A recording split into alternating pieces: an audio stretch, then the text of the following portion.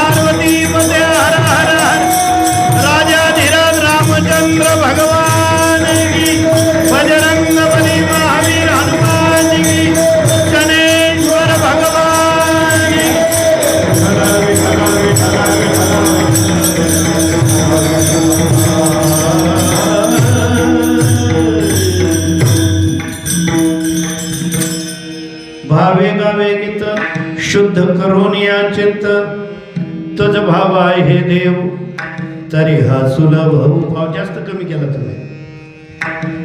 अनेकांचे काणी गुणदोष मनानाणी तुझ भाव आहे देव तरी हा सुलभ उपाव. मस्तक ठेंगणा करी संतांच्या चरणा तुझ भाव आहे देव तरी हा सुलभ उपाव. व्यचिते वचन जेणे राहे समाधान तुझ भाव आहे देव तरी हा सुलभ उपाव. तुका म्हणे फार थोडा तरी परोपकार तुझ भाव आहे देव तरी हा सुलभ उपाव. विठ्ठल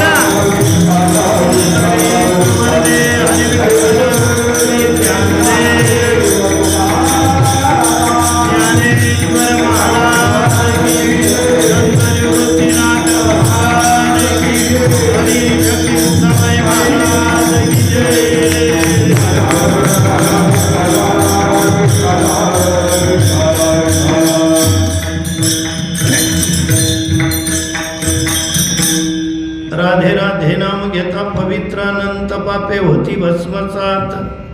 विराट शक्ती व धामवासी शरण जाऊया त्या राधिकेसी. वसुदेव सुतं देवं कंस चाणूरमर्दनं देवकी परमानंदं कृष्ण वंदे जगद्गुरुं.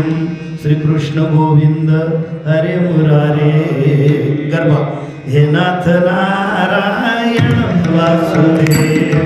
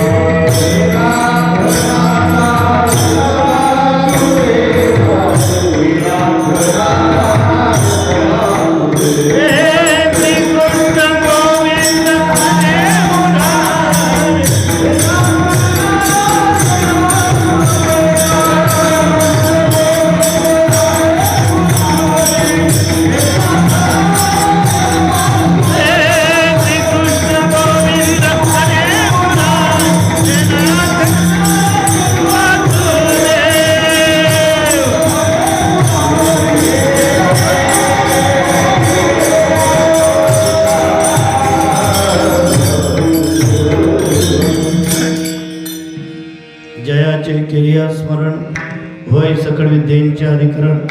तेच वंदो श्रीचरण श्री गुरूंचे तेच नमस्कार होनी आता.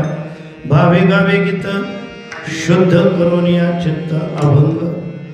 जगद्गुरु तुकाराम महाराजांचा अत्यंत मोठा 6 चरणांचा अभंग निवडलेला आहे.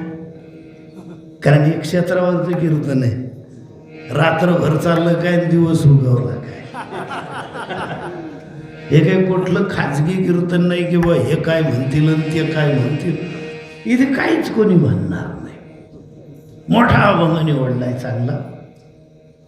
कारण या परिसरात जन्माला येऊ नये माझी इथे पहिलीच सेवा आहे. पुढच्या सेवेची गॅरंटी नाही. मग आजच बोलून टाकायचं ना सगळं. भावे गावे गीत शुद्ध करून या चित्त तुझ व्हावा आहे देव तरी हा सुलभ उपाव. जगद्गुरूंनी मार्गदर्शन केलेलं आहे. साधकांनी त्यांना साधना विचारल्यानंतर ते म्हणतात पहिलाच प्रश्न असा, तुझ व्हावा आहे देव, तुला देव पाहिजे का? आणि पाहिजे ना मग भावे गावे गीत शुद्ध करून या चित्त. चित्ताचं शुद्धीकरण अगोदर कर आणि त्यानंतर देवाचं काय गायचं ते गीत गा. ते भावयुक्त असलं पाहिजे. या 3 पात्रता, गीतही असलं पाहिजे, भावही शुद्ध असला पाहिजे आणि ते देवाचंही असलं पाहिजे. तुझं भाव आहे देव, देव पाहिजे ना.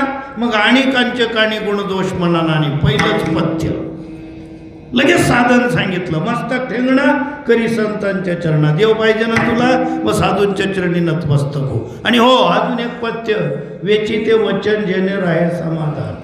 असं बोल ते हितकारक असावं. गोड बोल नाही बोलले, कारण गोड बोलणारे फसवू शकतात एखादी वेळेस.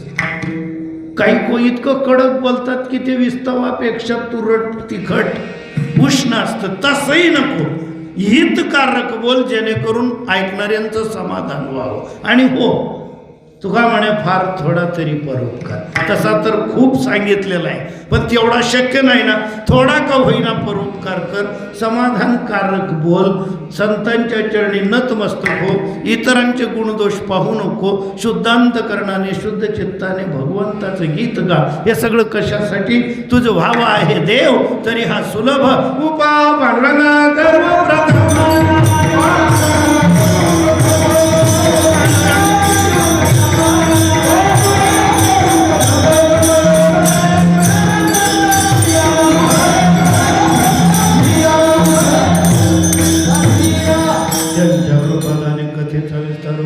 सद्गुरू दास तुका. सगळ्यांपर्यंत आवाज क्लिअर येतोय ना? पण काही असं भनभन वगैरे काहीच नाही ना? बरं. आपले शनैश्वर भगवान यांच्या दरबारामध्ये 49 वर्षापासून सुरू असणारा हा ज्ञानयज्ञ वैकुंठवासी हरिभक्तपरायण शंकर नाना न्यायडोंगरीकर, हरिभक्तपरायण रंगनाथजी स्वामी सावरगावकर, हरिभक्तपरायण अण्णासाहेब आहेर, हरिभक्तपरायण विजूमामा आहेर या सगळ्यांच्या शुभ प्रेरणेने सुरू असलेला हा सप्ताह ट्रस्ट व ॲडव्होकेट अनिलदादा आहेर आणि आप्पासाहेब उदय पवार, व्यासपीठ चालक भीमराव महाराज शेवरे, उपस्थित वारकरी साधू संतगण, टाळकरी आमचे संपूर्ण. आता काही जणांची नावं मला माहिती आहेत, काहींची नावं माहिती नाहीत. आता नसलेल्यांची, माहिती नसलेल्यांची नावं जर राहिली ते मग अजून पुन्हा म्हणतील किंवा हे चिकण्यांचेच नावं घेतात. तसं होऊ नये म्हणून सर्व वारकरी साधू संत, उपस्थित तपस्वीगण, बाबाची प्रदक्षिणा करतायत असं मला सांगण्यात आलं परधडीला.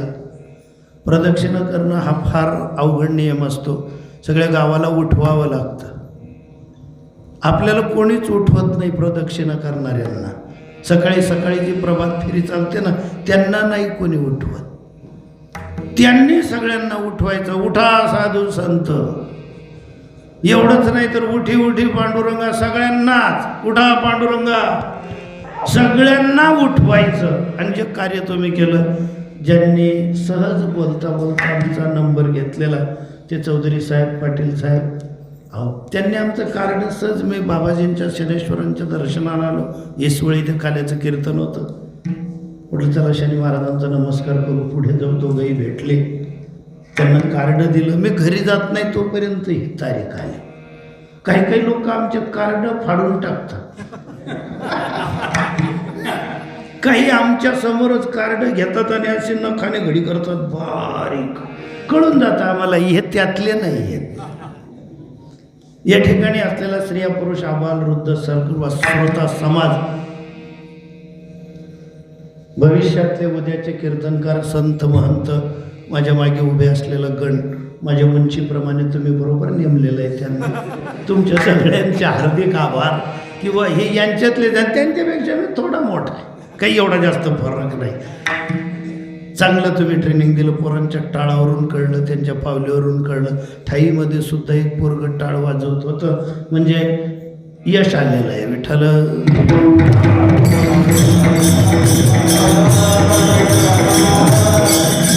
अभंगाची पार्श्वभूमी अशी आहे.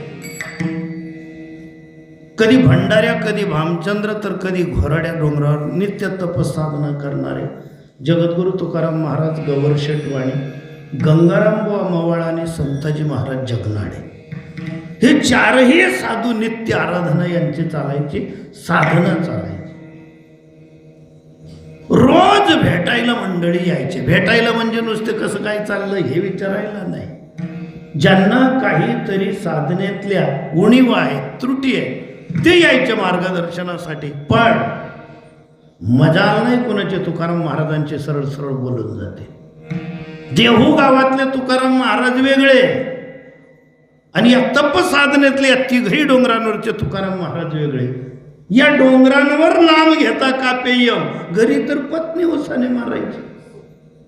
देहूतले तुकाराम महाराज वेगळे. देहूमध्ये जर विचारणा कराल तुकाराम महाराज कुठे राहतात, सगळ्या गावाचं उत्तर होतं तो तुक्या वय. बायांना विचारलं ताईसाहेब ते तुकाराम महाराज कुठे राहतात, तो तुक्या मेल्यानं राख रांगोळी केली रे बाबा उभ्या संसाराची. ती गावातली क्रेडिट. आणि भंडाऱ्या भामचंद्र घोराड्या डोंगरा मजाल नाही कोणी त्यांच्याशी समोरासमोर. तुम्ही पेटी सुरू ठेवा, शिवरंजनी वगैरे असे उत्तर राग सुरू ठेवायचे. तुम्ही अधूनमधून सुरू ठेवा म्हणजे तुमच्यासोबत मी ओढला जाईल. विठ्ठल विठ्ठल.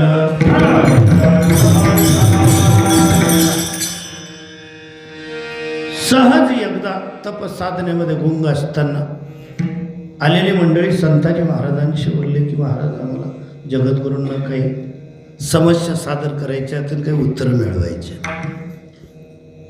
संताजी महाराजांना सांगितलं. संताजी महाराज तुकोबरा यांना सांगायचे.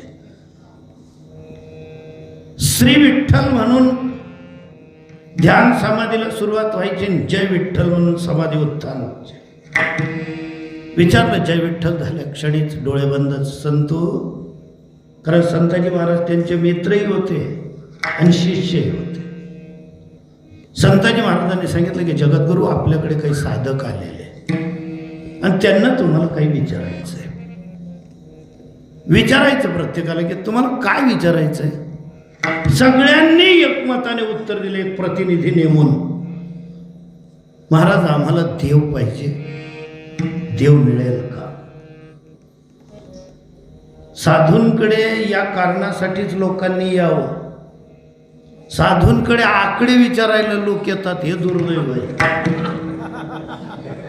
बाबा आज काय येईल, आणि ते बाबाही त्याच लेव्हलचे असतात. ते सांगत डबल तिरी लगा दे.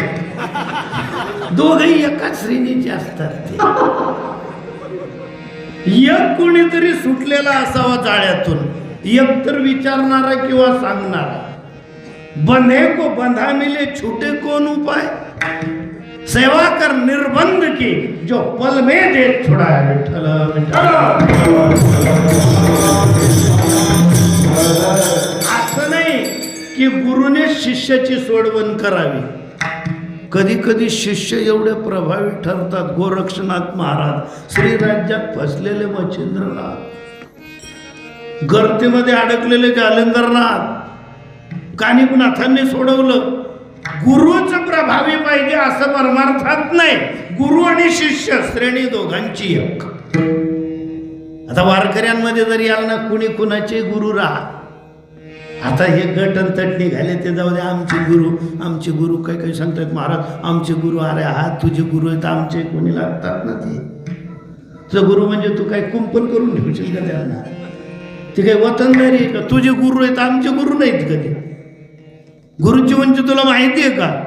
गुरुर ब्रह्मा गुरुर विष्णू गुरुदेव महेश्वर, गुरु साक्षात परब्रह्म. आणि काय आमचे गुरु करतोय. काही लोकांना गुरु मोठा केल्याचा अहंकार झालेला आहे. हमारे गुरु. अरे हाय भाई तुम्हारे गुरु बडे है तो हम भी उनके चले. विनम्रता उरलीच नाही. इथे जगद्गुरूंना विचारणा करण्यात आली की प्रभू आम्हाला देव भेटेल का. हा प्रश्न 18व्या शतकामध्ये स्वामी विवेकानंदजींनी रामकृष्ण परमहंसांना विचारला होता. त्यांच्या मनात एक असं खूळ घुसलेलं होतं. कारण त्यांचे वडील जे होते विश्वनाथ पंत ते न्यायाधीश होते, काही दिवस सरकारी वकील होते. पण त्यांना साधू संतांच्या भेटीची विवेकानंदांच्या वडिलांना इतकी ओढ, आणि नेहमी साधू संतांची गर्दी घरी असायची. आता रोज साधू संतांना पाहायचे. लहान होते नरेंद्रनाथ. एकदा वडिलांकडे एक साधू आलेले असताना वडील थोडेसे काही कामानिमित्त घरात गेले. तेवढी संधी साधली आणि त्या साधूंकडे पोहोचले. ते साधूंजवळ पोहोचले आणि विचारलं, म्हणे बाबाजी तुम्ही देव पाहिलाय का? सरळ सरळ प्रश्न, तुम्ही देव पाहिलाय का? ते बाबा म्हणाले, बुद्धिवंत आहेस, पुढे फार प्रगती करशील. ते नाही, तुम्ही देव पाहिलाय का? समाधानकारक उत्तर नाही मिळालं. वडील यायच्या अगोदर तिथून चालले गेले आणि डोक्यात मात्र घुसलेलं देव पाहायचाय, देव पाहायचाय, देव पाहायचाय. असं समजू नका बरं, स्वामी विवेकानंद मेरिटचे विद्यार्थी होते बा शाळेत. नाही, 35 ते 45च्या दरम्यान टक्केवारी होती त्यांची शाळेतली. काही काही म्हणतात, स्वामी विवेकानंद जर म्हटले ना, अरे बाप काय ब्रिलियंट शेप. शालेय नाही. एकदा तर कॉलेजमधून काढून टाकण्याची वेळ आली होती. अभ्यासातच लक्ष नव्हतं. न्यायाधीशाचा मुलगा आणि अभ्यासात लक्ष नाही, फक्त एकच डोक्यात घुसलेलं, देव म्हणजे काय? कुठे आहे देव? कोणी पाहिला देव? कसा आहे देव? कुठे असतो देव? कुणाशी बोलतो देव? देवाशी कोणी बोललंय का? आणि असंच एकदा ते कॉलेजमध्ये शिकत असताना, त्यावेळेस भारत पारतंत्र्यात असताना इंग्लंडमधून आलेले एक प्राध्यापक, ते त्यांना शिकवत असताना त्यांनी निसर्गाची किमया हा एक दैवी चमत्कार आणि देवाची शक्ती असं उदाहरण इंग्लिशमध्ये मांडताना हे त्यांच्याकडे गेले आणि विचारतायत, सर तुम्ही देवाचा चमत्कार म्हणजे निसर्ग सांगताय, तुम्ही देव पाहिलाय का? सर म्हणाले, मी देव पाहिलेला नाही, पण देव पाहिलेला माणूस मी पाहिलेला आहे. म्हणाले, सर मला सांगा ना. म्हणाले, जा विश्वेश्वरीच्या मंदिरामध्ये एक पुजारी आहे, त्यांना कोणी रामकृष्ण म्हणतं, त्यांना भेट, तुला एवढीच देव पाहिजे हौस आहे ना. डोक्यात घुसलं ना, लगेच सायंकाळी निघाले आणि जाऊन पोहोचले महाराज मंदिर. कालीमातेच्या मंदिरावरचे पुजारी गेले. असंच हा जसा चौथरा, अशा चौथऱ्यावर रामकृष्ण परमहंस असे एका खांबाला पाठ लावून बसले. तुमच्या आपल्या काय पद्धती आहेत, कुणाकडे गेले की पहिल्याने पाया पडतो आपण. वारकऱ्यांची पद्धत आहे आपली, पाया पडेल जण एकमेका. पण विवेकानंद तिथे गेले, पाया नाही पडले, हात बांधून उभे राहिले. विवेकानंदांना हात बांधून उभं राहिलेलं अचूक कोण सांगू शकेल बरं इथे, की त्यांची किती बोटं वरती होती अशी, डाव्या किंवा उजव्या दंडावर. शेकडो वेळा तुम्ही विवेकानंदांचे फोटो पाहिले असते. असे दोघं हातमध्ये आहेत का? मग असे दोघं हात वरती आहेत का थंडी वाजल्यासारखे? मग एकच हात वरती येतं, त्याचे किती बोटं वरती आहेत? 3च बोटं वरती. त्रिगुण शक्तीवर चाललेलं हे सकल ब्रह्मांड त्याच्या शोधासाठी निघाले होते. वाकलेही नाही, सरळ विचारलं रामकृष्णजींना, तुम्ही देव पाहिलाय का? ते म्हणाले, ये नरेंद्रा, मी तुझीच वाट पाहत होतो. तुमच्यासारखे आपल्यासारखे लगेच असे, अरे बाप माझं नव्यांना कसं काय माहिती, असं नाही. कदाचित ज्या सरांनी मला इथे पाठवलंय त्यांनी माझ्याविषयी सांगितलेलं असावं, म्हणून याला काही चमत्कार म्हणायचं नाही, याला काही आपण दैवी शक्ती म्हणायची नाही. तुम्ही आपण किरकोळ किरकोळ गोष्टींना दैवी शक्ती म्हणतो. काही तर नुसतं लिंबू काढून दाखवतात. तर आपल्या ऐरणीत आम्ही काय म्हणतो, जागती जोत. लिंबू, लिंबूने जागती जोत होऊन जाते का? रेड्याच्या मुखातून वेद बोलून दाखवले तरी म्हणाले नाहीत आम्ही चमत्कार केला. भिंत चालवून दाखवली पण म्हणाले नाहीत आम्ही चमत्कार केला. आणि ज्यांनी पाहिला तेही नाही म्हणाले यांनी चमत्कार केला. उलट काय म्हणतात, उपदताचे ज्ञानी हे वर्म जाणोनी, उपदताचे हे वर्म जाणोनी, आले लोटांगणी चांगले, आले लोटांगणी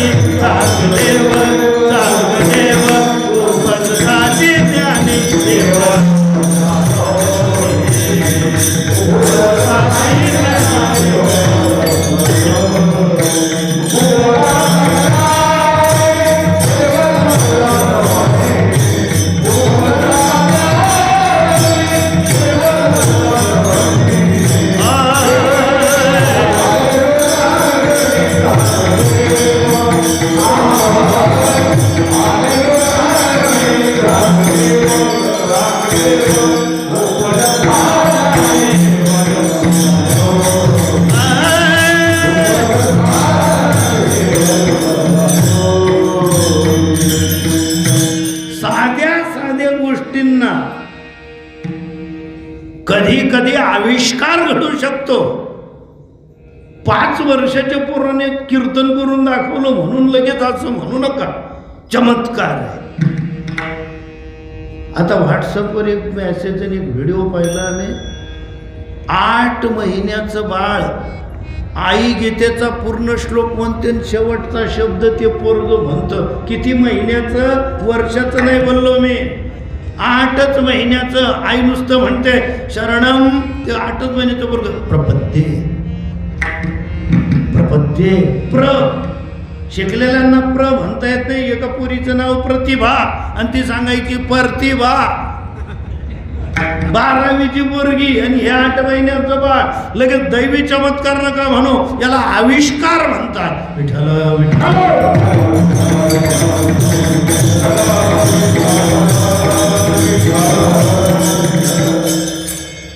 या आविष्कार. त्याने सांगितलं ये नरेंद्रनाथ, तुला देव पाहिजे का? दाखवेल तुला देव. रोज यायला लागले पण पाया पडले नाहीत अजून. हेही बसायचे शांत, नतमस्तक झाले नाही.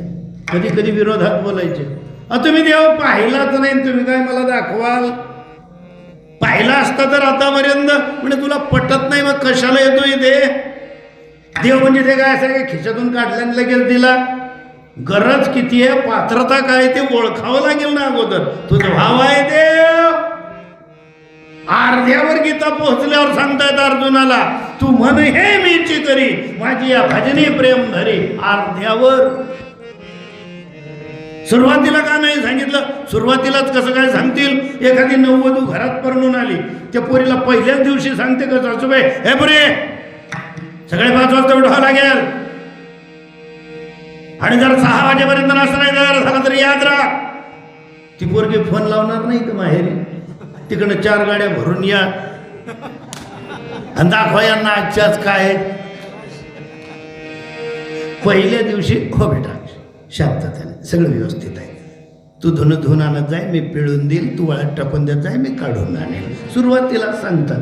ती पोरगी जाऊन सांगते माहेरी, माझी सासू इतकी गोड आहे, मला सांगायची तू नुसती भाजी कर, मी भाकरी करत जाईल, तू नुसती भांडे उचलून आण, मी विसळून घेत जाईल. एका बाईने सांगितलं तुझं पहिलंच मूळ आहे. आमच्या बऱ्या सांगत नाहीत म्हणे अजून, कारण अनुभव पुढे नियम दाखवायचे असतात. 2-3 मूळ झाल्यावर म्हातारी सांगते तिला लवकर उठायचं. लहान थोर मंडळी येतात घरात, कोणी हसायचा विषय घेतला म्हणजे लगेच हेही करायचं नाही. तिथे सून आहे तू या घरची.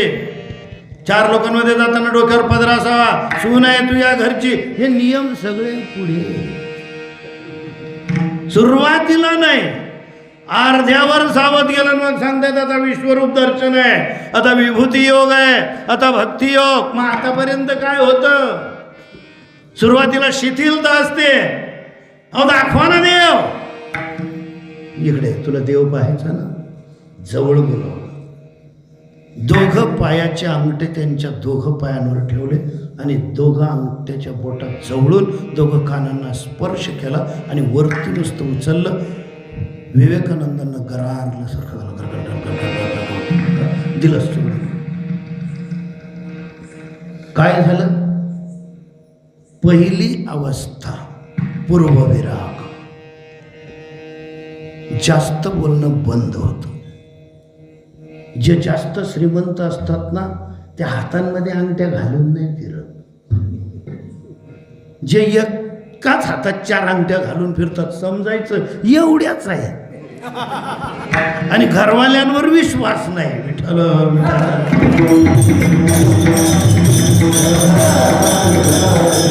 शहाणी माणसं अशी कधीच म्हणत नाहीत की काय श्रीमंत आहेत, त्यांना माहिती आहे हे एवढंच आहे.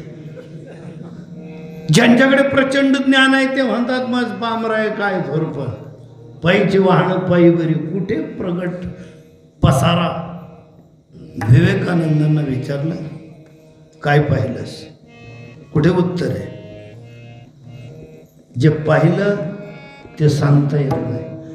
आता मला वाटतं उदयप्पा बोलले होते मला एका महाराजांविषयी की त्यांच्याकडे ज्ञान भरपूर आहे पण मांडणी करता येत नाही.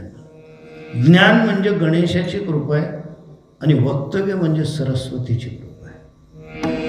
आता काही लोकांवर गणेशाची कृपा असते, प्रदीर्घ ज्ञान असतं, पण बोलता येत नाही. आता आमच्यासारख्यांना खूप बोलता येतं, ज्ञानाचा पत्ता नाही. काही लोकांवर गणेशाची आणि सरस्वतीची कृपा आहे, पण लक्ष्मीची कृपा नाही. काही लोक गणेश आणि सरस्वती काहीच जाणत नाही, आणि 35,000 50,000 लक्ष्मीची अफाट कृपा. विठ्ठल विठ्ठल. त्यांनी किती अंग खाजलं तरी लोक पैसे देतात. काय म्हणाल? लक्ष्मीची कृपा आहे. हे कुठून आणाल तुम्ही कृपा? देव विभागलेला आहे. कुठून कुठून कृपा करणार? विवेकानंदांचं बोलणं थांबलं. पुन्हा स्वामीजींनी हात ठेवला की पहा, मला प्राप्त करता आलं पण मांडता येत नाही. तुझ्यावर सरस्वतीची कृपा पाहिलेल्या देवाची व्हावी यासाठी आशीर्वाद दिला. सर्व धर्म परिषद शिकागोमध्ये भरलेली असताना स्वामीजी 2 मिनिटे बोलले, पण सगळं जग खिशात घातलं. महाराज सगळं जग म्हणायला लागलं, काय हिंदू धर्मामध्ये महात्मे. एक महात्म्याबद्दल सांगू का? इथे सदेह वैकुंठ गमन करणारे स्त्री आणि पुरुष झाले. तुम्ही म्हणाला आम्ही तर फक्त पुरुष ऐकले. तुकाराम महाराज, मीराबाई महाराज काय होते?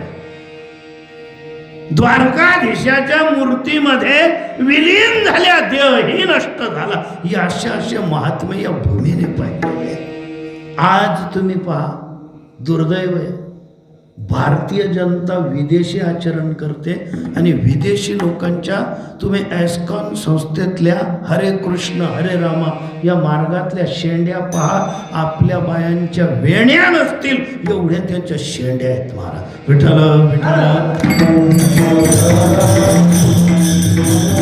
आता इथे किती लोकांना शेंड्या असतील बरं? करा मोकळ्या. आपल्याला परवा नाही ना, गरज नाही ना. ऐराणीमध्ये यासाठी एक शब्द आहे, गई कितली आणि राईनी कितली. पडलेली नाही ना आपल्याला. विठ्ठल विठ्ठल. आणि जो देव विवेकानंदांनी पाहिला तो देव गोस्वामी तुलसीजींनी मांडलेला होता रामायणामध्ये. आणि इथे तुकाराम महाराजांकडे मंडळी आले, वानप्रस्थ आले, संन्यासी आले, ब्रह्मचारी आले, गृहस्थ आले, पत्नीसहित आले गृहस्थाश्रमी. आणि सगळ्यांचा प्रश्न एक आहे, महाराज आम्हाला देव पाहिजे. अजून पुन्हा एकदा विचारलं त्यांनी, काय पाहिजे? सगळ्यांनी उत्तर दिलं, आम्हाला देव पाहिजे. मग जर देव पाहिजे मग तुम्ही काय करा?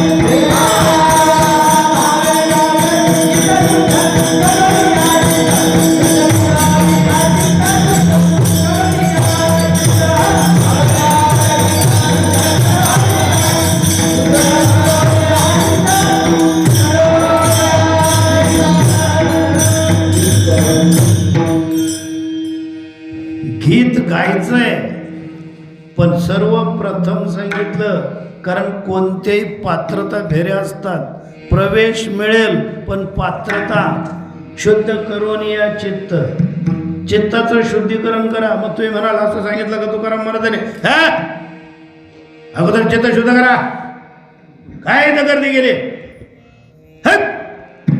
या भाषेत बोलले का? कसे बोलले महाराज? सकाळांचे पाया माझे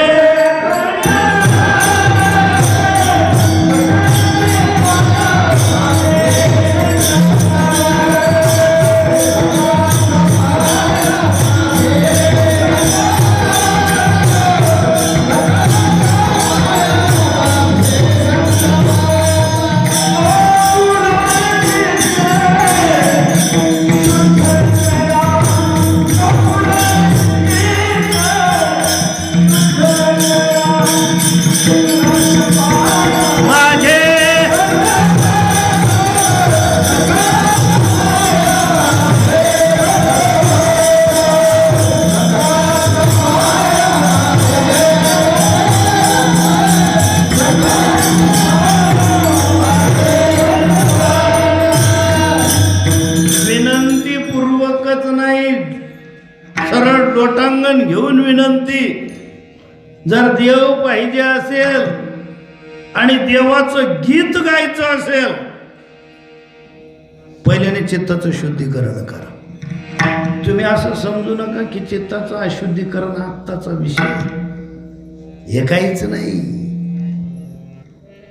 एवढे गढूळ आणि एवढे अशुद्ध चित्त होते, सख्या भावजाईला राजसभेत बोलवून विवस्त्र करणारे नालायक होते. आता तर काही तितके नालायक नाही. काहीतरी चित्त शुद्ध आहे अजून. कुणी परकी बाई दिसली तर सहकार्य करण्याच्या भावना आहेत. जिथे देवाची बायको चोरून न्यायच्या पद्धती होत्या. विठ्ठल विठ्ठल. आता तर बाया किती निवांत आहेत, रस्त्याने फिरतात, अगदी कोणाची मजा आलाय का, आणि तरी म्हणतात स्त्रिया असुरक्षित आहेत. तेव्हा होत्या घरातले दीर भावजाईला आपल्या राजसभेत विवस्त्र करायचा प्रयत्न करत होते. केवढं चित्ताचं अशुद्धीकरण असेल. पण ते अशुद्ध, थोडंही असलं तरी अशुद्ध. प्रचंड दुधाचे भांडे, माझी थेंबू एक कांजे सांडे, दूध दही ना तूप जोडे, करी खवडे दुधाचे.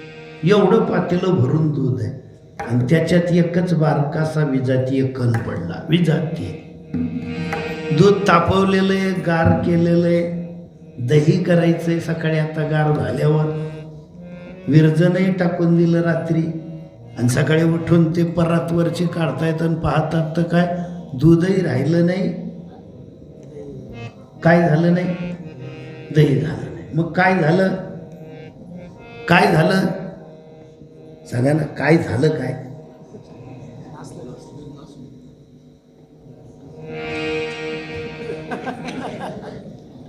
नाचलेला एक स्पेशल गट आहे समाजात. त्याचं वर्णन कीर्तनात कसं काय करू? माऊलींनी त्यासाठी स्वतंत्र शब्द वापरला, करी खवडे दुधाचे. म्हणजे दूधही राहिलं नाही. दूध राहिलं असतं तर कमीत कमी बासुंदी, खीर, चहा पाणी काहीतरी केलं असतं. दही झालं असतं तर ताक, लोणी, तूप वगैरे प्रक्रिया झाल्या. तूपही झालं नाही, दूधही राहिलं नाही. मग आता कोरोनात असं झालं, काही लोक खायला लागले होते. वारकरी राहिले नाहीत आणि आमरही झाले नाहीत. विठ्ठल विठ्ठल.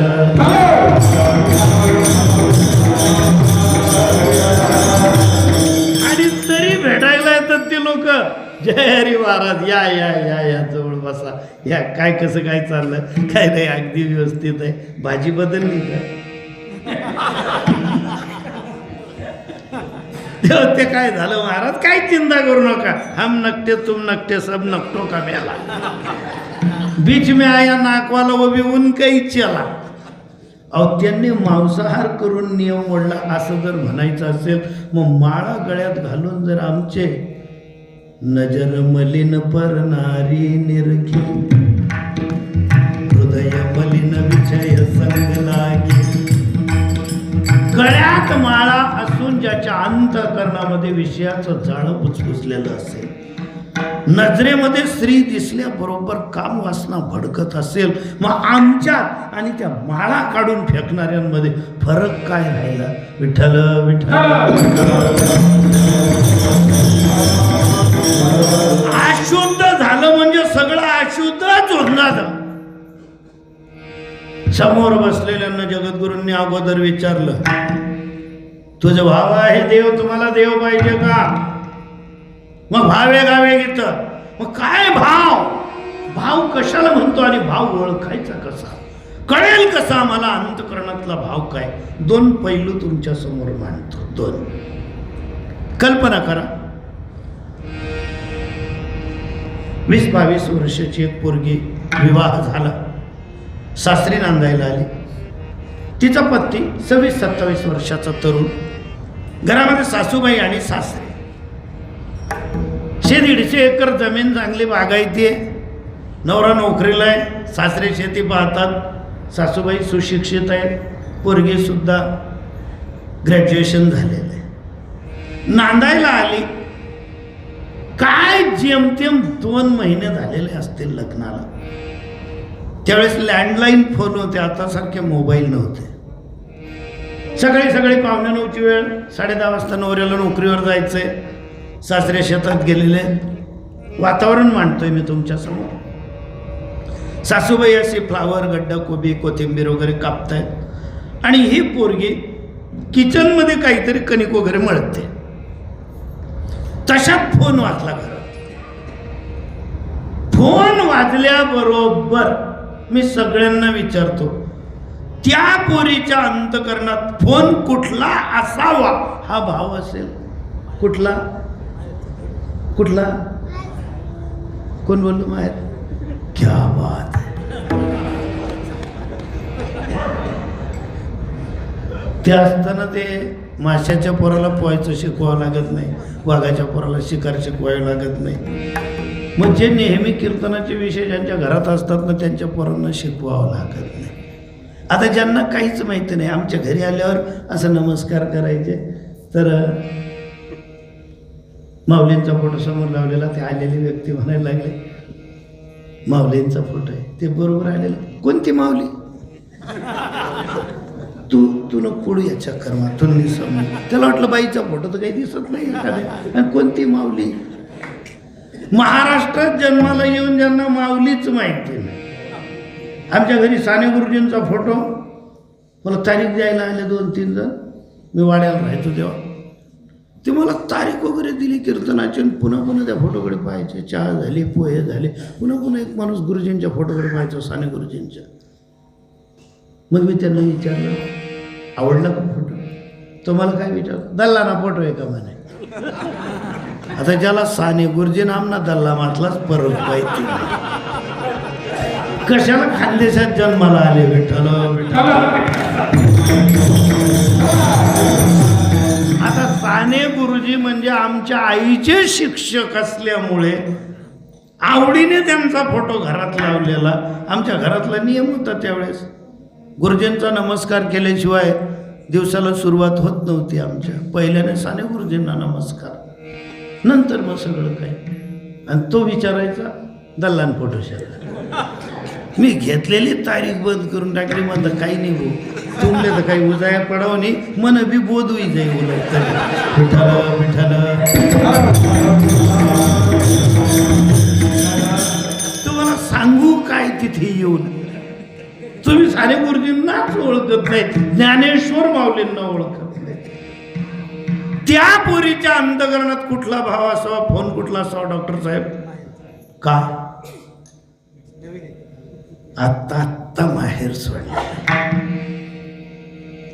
पण तरी त्या पोरीच्या मनात विचार आला, कुणाचा असावा बरं माहेरचा फोन? सांगू शकाल बाया? माणसांनी सांगून दिलं. कुणाचा असावा? आईचा? साप चुकीचं आहे. आई सकाळी 8:45ला फोन करणारच नाही. दुपारी सासू झोपल्यावर करते फोन ती आई. विठाल विठाल. आता जिच्याविषयी बोलायचंय तिथं जागेच असेल. या कोरोनामध्ये ते बंद झालं होतं. सगळे एकाच घरात. चुपचाप सासू फोन करायची तिच्या मुलींना, सून फोन करायची तिच्या बहिणींना, आईला. कोरोनामध्ये सगळे एकाच घरात, त्यामुळे एकमेकाच्या विरोधात बोलायचं काम नाही. उलट फोन आल्यावर आई आमच्या आईशी बोला. आई सुद्धा मुलींशी चुपचाप बोलायची पूर्वी, पण आता अगं वहिनीशी बोलून घ्या ना. आता करतील काय, सगळे एका ठिकाणी मेले. विठाल विठाल आणि याच्यात मरणूक झाली माणसांची. ज्यांच्याशी बोलायचं नाही त्यांच्याशी बोलावंच लागत. हो पप्पा बसले तिथे. अरे काय पप्पा बसले. आता 8:45ला फोन आला तरी वाटतंय अंतकरणातला भाव आहे माहेरचा फोन असावा. पण लग्नाला 2च महिने झाले. जाऊ शकते का फोनपर्यंत ती पोरगी? नाही, त्यावेळेस नव्हती हिंमत. 2च महिने झाले. सासू उठेल, फोनजवळ जाईल, रिसिव्हर उचलेल, मग पुढचं काय ते. सासूबाई हळूच उठल्या, गुडघे दुखायचे, तिकडे रिंग होतेच आहे. त्या पोरीला वाटायचं कट जर झाला तर एखाद्या वेळेस माहेरचा जर असेल तर. उठल्या सासूबाई, गेल्या तिथे. हॅलो, मी शांताबाई बोलते. म्हणजे त्या बाईचं नाव होतं. तुम्ही असा गैरअर्थ करू नका. विठाल विठाल म्हणजे काय ते एका गाण्यापुरतंच नाव आहे का? ते सगळ्यांची नाव आहे. हा, मग तिकडनं आला आवाज. हॅलो, हा. आता त्या पोरीच्या अंतकरणातले भाव पहा. फोन तिकडे चालू आहे. म्हणजे कसं काय? On the spot? अगं बाई, किती जण? ती पोरगी कणिक मळत होती. एक तर काय वाटत होतं, फोन कुठला असावा? माहेरचा. माहेरचा तर नसेल. लगेच भीती. कारण जे अष्टसात्विक भाव आहे त्याच्यातला भयानक एक भाव आहे भीती. हा फोन माझ्या माहेरचा नसावा.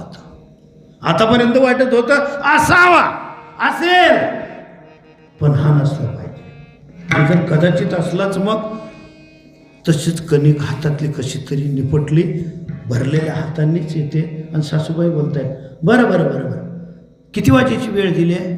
सायंकाळी 5 वाजता. हो, निघतो आम्ही. ती पोरगी जवळ आली आणि विचारते, आई अहो कुठला फोन आहे? ती बाई इकडे लक्ष न देता, हो मी त्यांनाही बोलवते, आम्ही लगेच निघतो. आहे लगेच येते आम्हाला अवघ्या 10 मिनिटाच्या अंतराने. अहो आई फोन कुठला आहे सांगा ना तुम्ही मला. ऑन द स्पॉट 2 जण गेले, तुम्ही एक शब्दही बोलायला तयार नाही. हो चालेल चालेल, मला मान्य आहे. तोपर्यंत त्या पोरीचा नवरा पेपर वाचवत होता, शाळेत जायचं होतं त्याला 10:30ला. पण एकदम पळत आला, ए आई अगं बोल ना, फोन कुठला आहे? तू नुसतं कुतूहल वाढवते आमचं. मेलंय कोणीतरी, आम्हाला माहिती आहे. हो हो, काही चिंता करू नका. हो आम्ही 2 जण येतो. ठेवला. ती पोरगी टप टप टप टप अश्रू पडायला लागले. सासू बोलत नाही, सांगत नाही. म्हणजे जे मरतात ना त्यांना खरी बातमी द्यायची नसते. ज्यांच्या जवळचे मरतात हे मला सांगत नाहीत. आमचा दादाही जोराने मोटरसायकल चालवतो, पप्पांचं ऐकत नाही. तो तर नसावा ना, पप्पा तर मागे बसलेलं नसावेत ना. तेवढ्या पोरगाचं आई सांग ना का. लगेच आईने सांगितलं, अरे आपल्या भाऊबंदकीतलं एक घर मुंबईला गेलेलं आहे, त्यांचा भाचा आणि त्यांचा मुलगा. या पोरीने लगेच हात झटकले. मरू द्या, भाषे 50.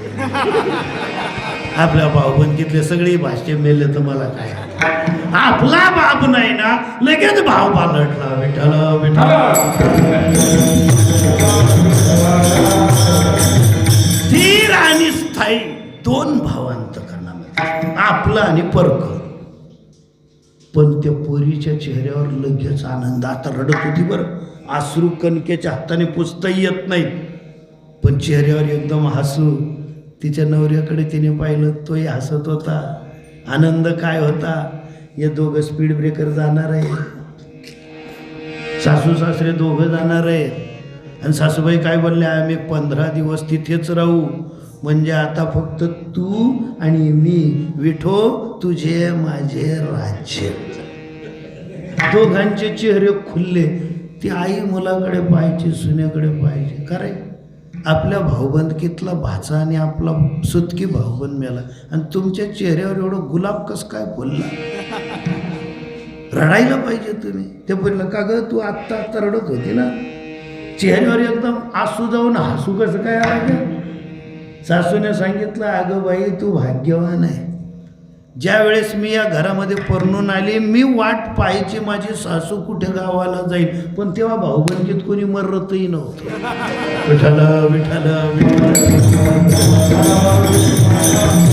पण जे मला भोगता आलं नाही ना, ते कमीत कमी तुझ्या वाट्याला आलेलं आहे. परत सांगितलं, जा तुझ्या पप्पांना आण. पटकन गेला, मोटरसायकलीवर बसवून आणलं. पटकन पोरीने 5-7 चपात्या केल्या, कशा तरी कोबीच्या भाजीबरोबर 2-2, 4-4 घास खाल्ले. बॅगा भरल्या. पोरगा स्टँडवर सोडायला गेल्या. नशीबही एवढं चांगलं, लगेच एसटी आली. कधी कधी नशीबही साथ देतं. बरं, ते ड्रायव्हर कंडक्टर चहा पाण्यालाही थांबले नाहीत, लगेच युटर्न मारला. त्यांच्या ड्युट्या संपणार होत्या. पटकन यांना गाडीत लोटलं, बाय बाय गेले. आणि मग आता घरी आला. आता तुझे माझे राज्य. आता काय भाव पाहायचं, प्रेम भाव जागृत झालाय. घरी आला, बसला. पत्नी विचारते त्यांना की सांगा, आजपर्यंत आई सांगायच्या ती भाजी होत होती, तो मेनू घरात होत होता, पण आता तुम्ही आणि मी आहोत. तुम्ही फक्त सांगा काय करू. तुम्ही फक्त सांगा. मला थेट पंजाबी डिश पासून ते इडली सांबार उत्तप्पापर्यंत सगळं येतं, गुजराती आयटम वगैरे सगळे. तुम्ही फक्त सांगा, मी काय करू. यालाही इतका प्रेम भाव दाटून आलेला. याने सरळ एकच, तुला जे पटेल. पूर्ण स्वातंत्र्य ज्याच्यात दिलं जातं त्याला म्हणतात प्रेम भाव. तुकाराम महाराजांनी दिलं होतं आम्हाला पूर्ण स्वातंत्र्य. ऐसी जोडी करा, तुम्हाला पटेल तैसे राम कंठी धरा, पण पथ्य येत जेणे चुके फेरा.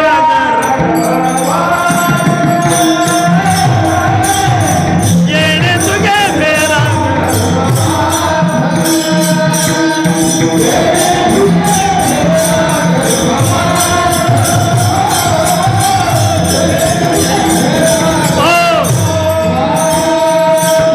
इथे याने एकच सांगून टाकलं, तुला जे पटेल ते कर. आता ती पोरगी जे कणिक भेटलेली होती ते सासू सासरेच खाऊन गेले. ठरवून टाकलं, आता एक भाजी करायची, थोडं श्रीखंड पडलेलं आहे, पोळ्या करायच्या. पण करायच्या किती?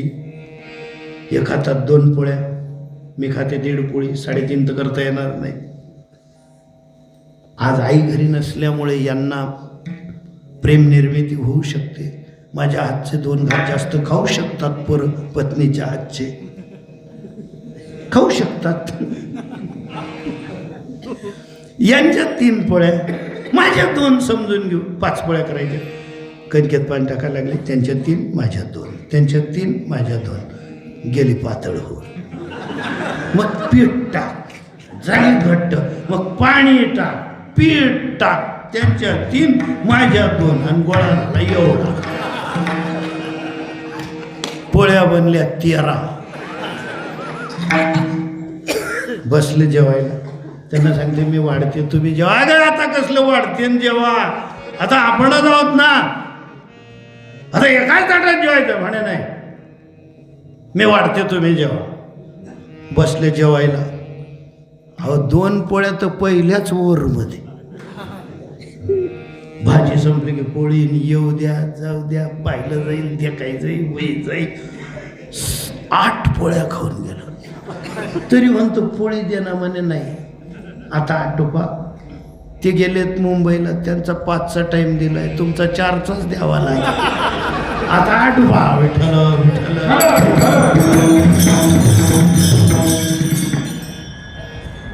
4-4दा भाजी घेतलेली, जेवण झालं. बनियनवर पोरगं बाहेर आलं. 50 फुटावर मित्र उभे होते. मित्र म्हणायला लागले, घरी मायबाप नाहीत ना, राजे आले जेवून. आता जवळ आल्याबरोबर वास्तविक जवळ कोणीच नाही, आता 50 फुटावर मित्र आहे, पण जेवताना पती पत्नीचा जो विनोद झाला असेल त्याला म्हणतात गुह्यम आख्याती गुह्यम पृच्छती. एकांतामध्ये पती पत्नी मनातलं विचारतात किंवा मनातलं सांगतात.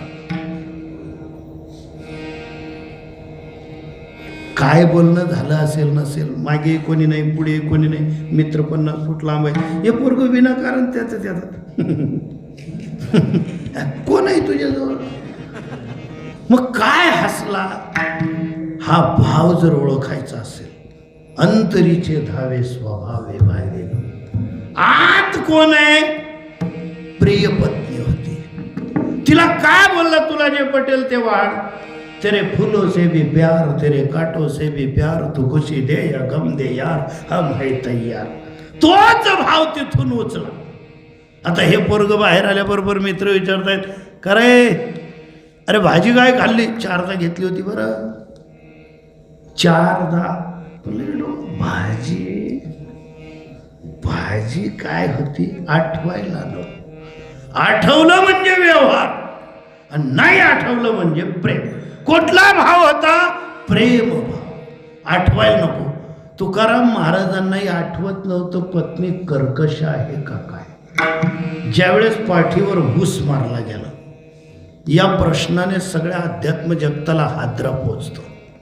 पण बारकाईने थोडा विचार करा ना, पाठीवर हुस मारूनही तुकाराम महाराजांना राग का नाही आला. त्यांच्या पत्नीनेच एकदा संताजी महाराज जगनडेंच्या समोर विचारलं होतं, आवली जिजाबाई की काहो मी तुमच्या पाठीवर ऊस मारूनही तुम्हाला राग का नाही आला. त्याचं एवढं गोड उत्तर दिलंय तुकाराम महाराजांनी की आवली माझं तुझ्यावर प्रचंड प्रेम आहे. किती प्रेम आहे, प्रचंड. मग आता इथे बसले सगळ्या तुकाराम महाराजांच्या जिजाबाईंना जर मी सांगितलं यांचं प्रेमाचं प्रमाण ओळखून पहा, की एक एक ऊस घ्या, वेलगंगा सुरू झाली आता. आणि प्रत्येक तुकाराम महाराजांचं काय म्हणणं आहे बा, यांचा प्रेम भाव किती आहे. विठ्ठल विठ्ठल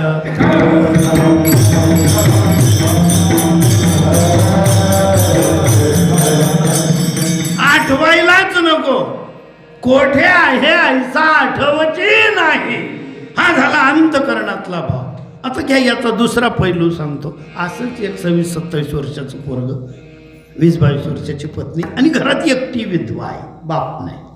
जेवायला बसलं, वरण भात पोळी बटाट्याची भाजी, साधं जेवण. पहिलाच घास उचलला पोराने, इतकं खारट लागलं. पण वरण खारट की भात खारट कळे ना. मग पोळी घेतली आणि वरणात बुडवली, खारट म्हणजे वरण खारट आहे. लगेच आई समोरच बसली, आई अरे इतके वेळ टाकतात का, खारट किती झाल्यावर कळतं का तुला, काही स्वयंपाकाचं. आईने शांततेने एकच उत्तर दिलं, हे स्वयंपाक मी नाही केला रे. मी नाही केला म्हणजे घरात किती जण आहेत, 3च. मग कोणी केला, तिने केला.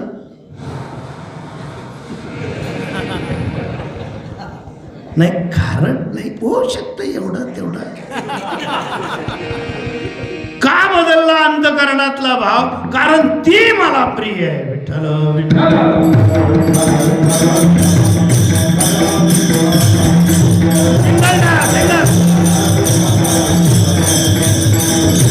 भाव हा तर मी एक पैलू सांगितला. एका प्रेम भावाच्या 2 बाजू सांगितल्या. नाण्याच्या जशा 2 असतात तशा.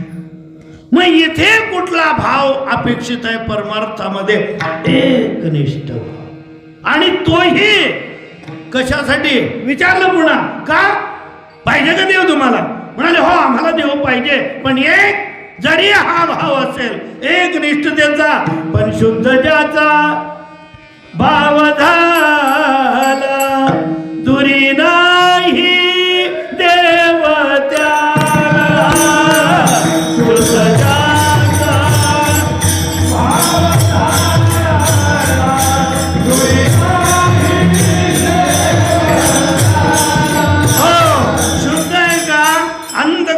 भावाचं शुद्धीकरण झालेलं आहे का. आणि एक मात्र पक्क लक्षात ठेवा, आम्हाला कळलं पाहिजे ना ते परिमाण, हा भाव शुद्ध आहे की अशुद्ध आहे, नेमका कोणता आहे. आम्ही डायरेक्ट बोलून मोकळे होऊन जातो. साध्या गोष्टी आहेत परमार्थातल्या. साधं विधान गोकुळातलं. कृष्ण कन्हैया घरामध्ये असताना बाहेर तर इकडे तिकडे विचारत फिरले यशोदा माता, सांगा गे कोणी, सांगा गे, सांगा गे कोणी, सांगा माझा कृष्ण पाहिला का. सापडत नाही, तिकडे नाही, तिकडे नाही, कुठेच नाही. मग घरात ज्या वेळेस आवाज दिला की कन्हैया, लगेच आतून आवाज आला, बोले मैया, आणि लगेच आले यशोदा मातामध्ये. पाहतात तर काय, हाथ में मक्खन लगाए, पेट पर मक्खन लगाए, ओठों पर मक्खन लगाए, जीवा पर मक्खन लगाए, पूरे शरीर पे मक्खन लगाए, और पूछा यशोदा मैया ने कि कन्हैया तूने माखन खाया बेटा. काय सांगितलं त्यांनी, ओ मैया मोरी, मैया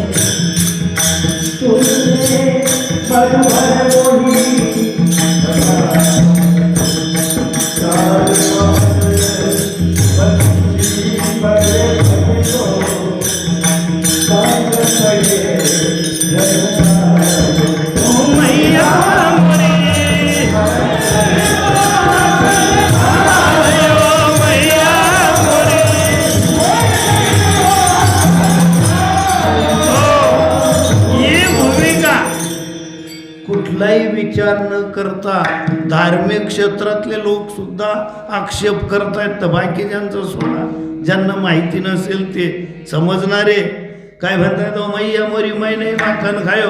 अरे तेरे गाल पे मक्खन लगाए, तेरे ओठ पे मक्खन लगाए, तेरे जिह्वा पर मक्खन लगाए, और ना बोलताय मैं नहीं माखन खायो. मग लगेच नास्तिक मतवादी, पहा तुमचा देव खाऊ नये खोटं बोलतो. मग त्या देवाचे तुम्ही भक्तवार करी, तुम्ही कशावरून खरं बोलाल.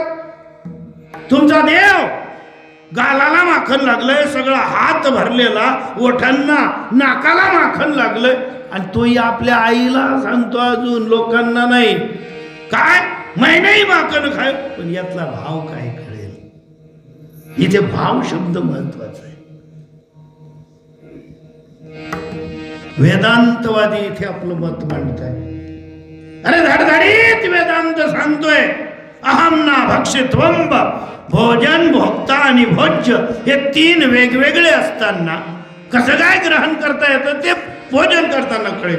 पण हाच देव भोजनातही आहे, भोज्यातही आहे आणि भोक्त्यातही आहे. मग सांगा मीच मला कसा खाऊ शकतो. हे तत्व कृष्ण यशोदेला सांगतायत. लगेच गवळणी आल्या, हे ब्रह्मवेत्यांनो, चला पळा, तुम्हाला काय कळेल रे तुमचा तो वेदांत काय, ब्रह्मज्ञान काय. हे सगुण साकार ब्रह्म आहे. हे निर्गुण निराकार ज्योतिमय असलेलं.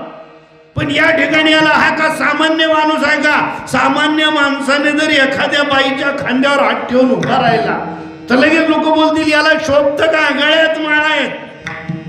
पण हा सामान्य आहे का. आम्ही पाहिला देखीला गे माये यमुने देखीला गे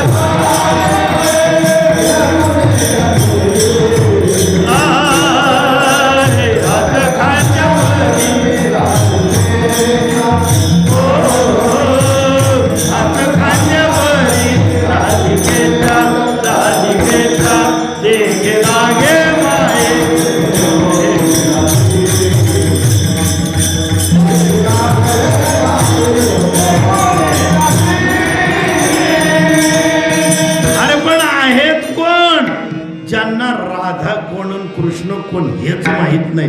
त्यांनी बोलावं का या विषयावर. राधा कोण आहे?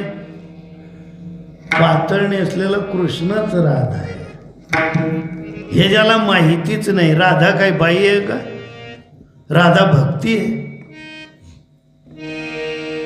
राधा म्हणजे कोण आहे?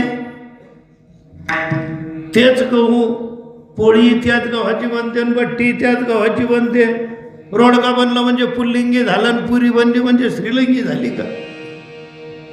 ते रोडगा गव्हाचं आहे आणि हे पुरी काय गव्हीची आहे का? गव्हाचीच आहे. एकच निर्गुण निराकार ब्रह्म, कधी स्त्री सुक्तातून कधी पुरुष सुक्तातून. राधेच्या खांद्यावर, कृष्णाच्या खांद्यावर कृष्णानेच हात ठेवला. काय फरक पडला हे कुणाला कळतं? ज्यांनी देव पाहिलंय, ज्यांनी देव जाणलाय. जे नुसती अपेक्षा करतायत ते बाजूला ठेवा, या पुन्हा त्याच ठिकाणा. कसं काय म्हणाले बा आपल्या आईला? इथे वात्सल्य भाव महत्वाचा आहे. अनंत ब्रह्मांड ज्याच्या उदरी, तो यशोदेच्या मांडीवर बाळ बनून खेळतोय. काय बनून खेळतोय? बाळ. मग कोणतंही बाळ असो, कुणाच्याही घरचं असो, घरामध्ये समजा लाडू केलेले चांगले मस्तपैकी बदाम काजू टाकून गावरानी तुपाचे लाडू बनवलेले, प्रत्येक आईचं काय म्हणणं असतं? याने घरात बसून खावं. पण प्रत्येक लहान बाळाला काय वाटतं? आपल्या मित्रांमध्ये न्यावं. हा मोठा भेद घराघरात. मग पोरं काय करतं? पाहिजे जेव्हा सांगतात खा खा, तेव्हा पूर्ण खात नाही. मग ते काय करतं? आई दुपारी झोपली, एक स्टूल उडून घेतला. स्टूल घेतला, अजून पुन्हा हात पुरत नाही. मग पाटावर स्टूल ठेवायचं का स्टूलवर पाठ ठेवायचं? कसं तरी ठेवलं, कसं तरी रॅकला कडप्पाला हात लावून पाटावर चढला. वरती चढायला लागला, जेमतेम डब्यापर्यंत हात जातोय, पण झाकणापर्यंत जात नाही. असंच ओढायला लागला. अर्ध डबा आलं तोपर्यंत स्टूल कलंडला. पोरगी खाली, डबी खाली, धड आवाज झाला. सगळे लाडूच लाडू. आई एकदम जागी झाली आणि आई म्हणायला लागली, काय झालं तिकडे? काय झालं? हा म्हणतो, आई मांजर आली, मी बरा वेळेवर आलो. आई जवळ आली. वा, काय मांजर हुशार आहे, आपल्या घरची स्टूल आणला. मांजरीला काय अक्कल आहे, पाठ ठेवलं त्याच्यावर. खरं सांगतो, लाडू घेतला का नाही? मग पोरांकडे एक प्रमुख भांडवल असतं. काय? रडणे. मी घेतलं नाही, मला माहिती नाही, मी नाही डबा पाडला. आईला माहिती आहे कोणी पाडला, यानेच पाडला. मग हा जास्त रडतो. मग शेवटी आई काय म्हणते माहिती आहे का तुम्हाला? तू नाही पाडला. सुरदासजी महाराजांच्या अंतकरणातला भाव पहा. ज्यावेळेस कृष्ण कन्हैया सांगताय तो मैया मरी मै नाही माखन खायो, आणि जास्तच रडायला लागले. मग आपलंच बाळ रडतंय, याच्यासाठी दही दूध तूप लोणी बडो घरानो नंद बाबाजी नित्य नवा माखन होय, आणि हेच रडायला लागलं. तर मैयात काय सांगितली? कन्हैया मेरे तू नहीं माखन खायो, कन्हैया मेरे तू नहीं माखन नहीं नहीं नहीं नहीं नहीं नहीं नहीं नहीं नहीं नहीं नहीं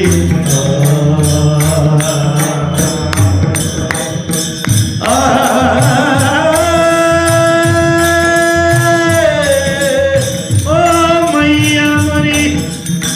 आता ते सांगायला लागले, ओ मैया मुरी. ज्यावेळेस पाहिलं की आई म्हणते तू खाल्लं नाही, आणि मग आता सांगायला लागले,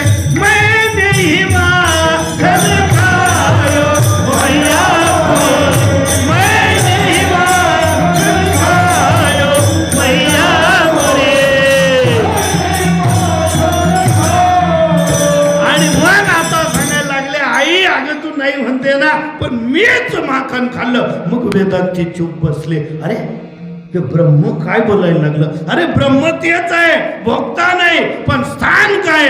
निर्गुण निराकाराचं म्हणणं वेगळं, सगुण साकाराचं म्हणणं वेगळं. पण हा कोण आहे? इथे बालक असल्यामुळे त्याला समजवण्यासाठी आईने हा भाव निर्माण केला. विठ्ठल विठ्ठल. सांगताय जगद्गुरु तुकाराम महाराज, असा एकनिष्ठ भाव करा, चित्त शुद्ध करा. पण का?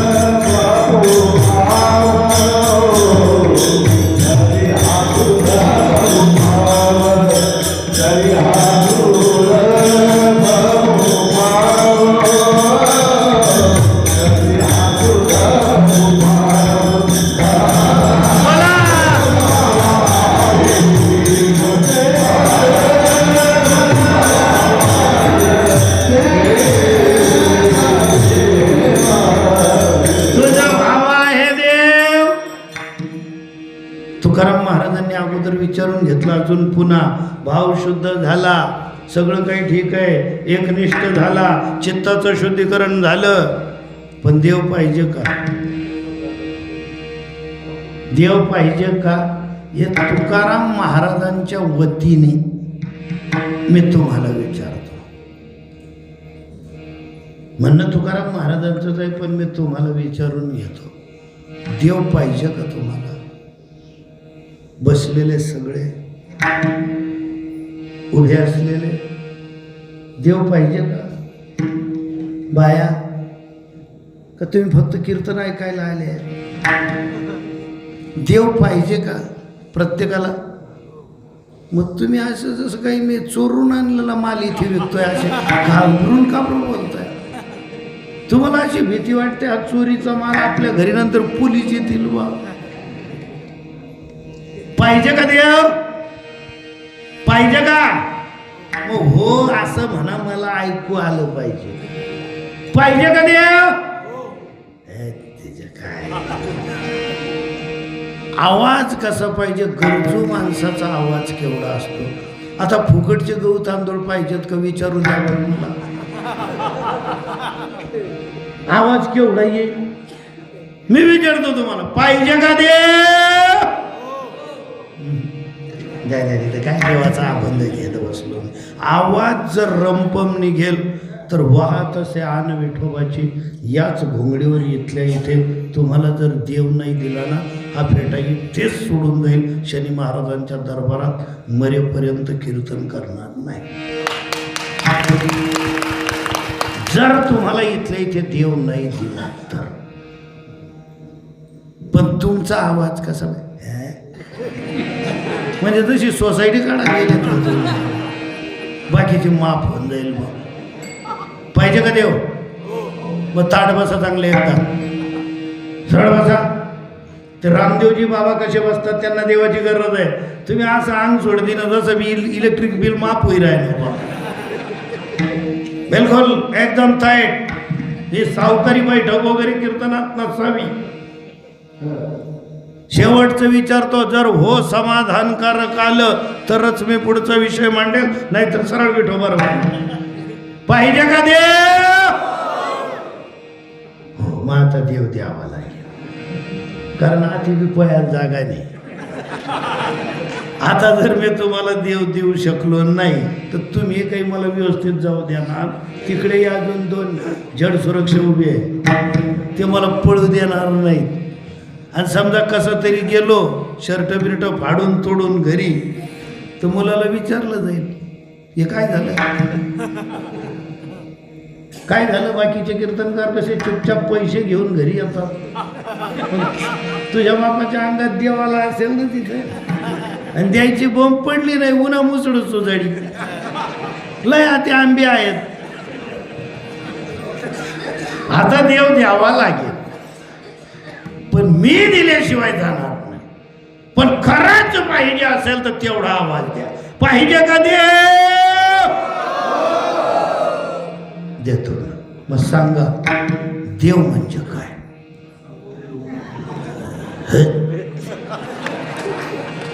तुम्ही म्हणाला आम्हाला वाटलं सुतळी बामाचे लावबी लोंग्या आणि इंडिया. सांगा ना देव म्हणजे काय? मी तर काही देऊन टाकेल तुम्हाला. मग घेऊनच चाल का घरी? शेंदरी हेंदरी दैवते कोण पूजी होते घेते. देव पाहिजे ना तुम्हाला? सांगा ना देव म्हणजे काय? माहिती नाही. जानना पहचान बडे मियाँ सलाम. काय देव? मी तर काही देईल तुम्हाला. समजा एखाद्या किराणा दुकानावर गेले तुम्ही, त्यानं सांगितलं शेठजी 1/2 किलो शेंगदाणे द्या, 1/2 किलो साबुदाणे द्या आणि 1/2 किलो भगर द्या. त्यांनी 1/2 किलो मुगाची डाळ, 1/2 किलो उडदाची डाळ आणि 1/2 किलो मीठ देऊन द्या. घ्याल का तुम्ही? का नाही घेणार? का? तुम्हाला माहिती आहे मीठ कसं असतं, शेंगदाणे कसे असतात, साबुदाणे कसे असतात. पाण्यात टाकल्याबरोबर गारा झाला पाहिजे, त्याला साबुदाणे म्हणतात. घासा परत खडा लागला पाहिजे, त्याला भगर म्हणतात. हे तुम्हाला माहिती आहे ना? काही घ्याल का तुम्ही? नाही. मग देव मी काही देऊन टाकेल, घ्याल का? तुम्हाला काय माहिती आहे देवाबद्दल? कशाला देव म्हणतात? जर माहिती नसेल तुम्ही लगेच परत केलं की हे काय शेंगदाणे आहेत का, हे मीठ आहे, द्विदल तेलबिया वनस्पती त्याला शेंगदाणे म्हणतात, हे काय, तुम्हाला शेंगदाण्याचा रंग माहितीये, गुण माहितीये, गुणधर्म माहितीये, प्रभाव माहितीये.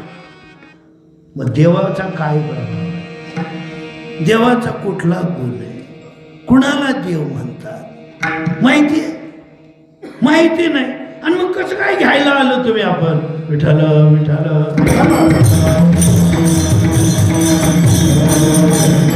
देव या एका शब्दाने जगातले सगळे संत, जगातले सगळे पंथ, जगातले सगळे ग्रंथ जाणणारे, मानणारे, विरोध करणारे, सगळ्यांना भ्रमचक्रात टाकणारा एकच शब्द आहे, त्याचं नाव आहे देव.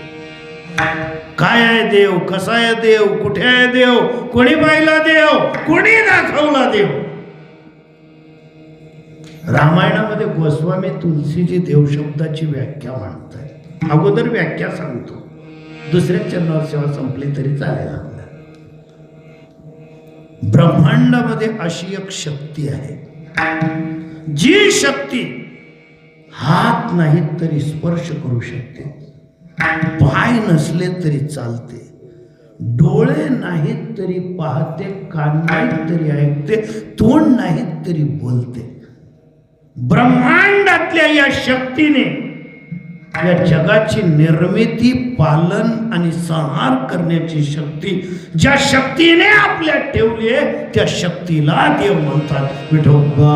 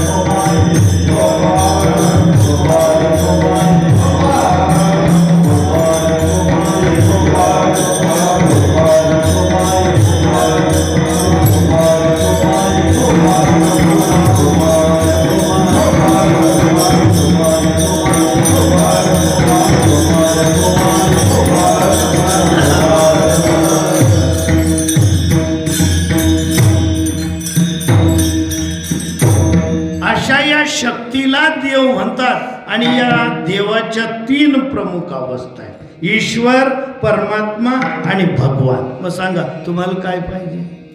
तुम्ही म्हणतात काहीच नाही पाहिजे, जय विठ्ठल करावं हेच आम्हाला पाहिजे. की कीर्तन केव्हा संपेल भाऊ? ईश्वर कर्म मार्गाने प्राप्त करता येतो, भगवान ज्ञान मार्गाने, आपला परमात्मा ज्ञान मार्गाने, आणि भगवान भक्ती मार्गाने प्राप्त. पण सावधान, काम यश क्रोध यश रजो गुण समुद्भव. काम क्रोध हे विकार तिघही अवस्थांसाठी बाध्य आहे, बाधक आहेत. हे निवारण झालंच पाहिजे. आणि अशातून जर देव पाहिजे असेल, मग भगवान जर पाहिजे असेल, भगवंताची अवस्था सांगितली. काय सांगितलं त्यांनी? जब जब होई धर्म की हानी, वाढई अदम असुर अभिमानी, तब तब प्रभु धरी मनुज शरीरा, हरहि कृपा निधि सज्जन पीरा. जय सीताराम. विठ्ठल विठ्ठल.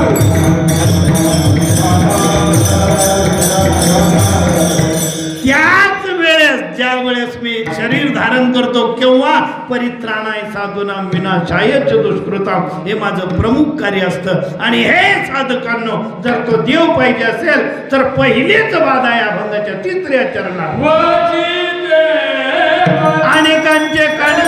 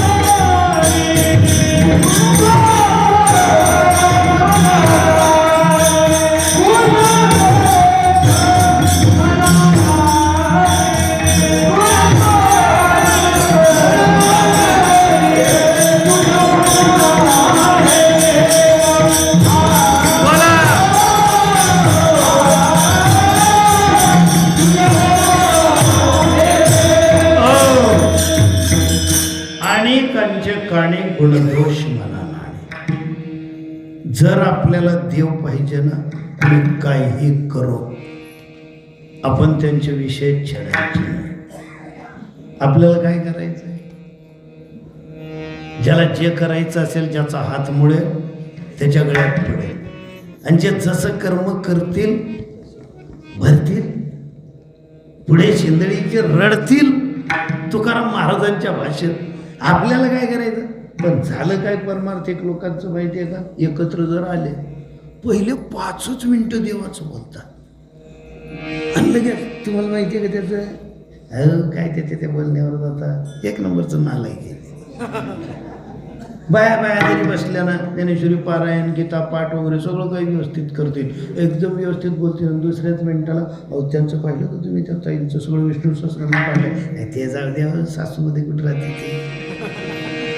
म्हणजे हेच करा. आणि सांगितलं काय? अनेकांचे काणी गुणदोष मना नाणी, मग ती वृत्ती आपली बनते.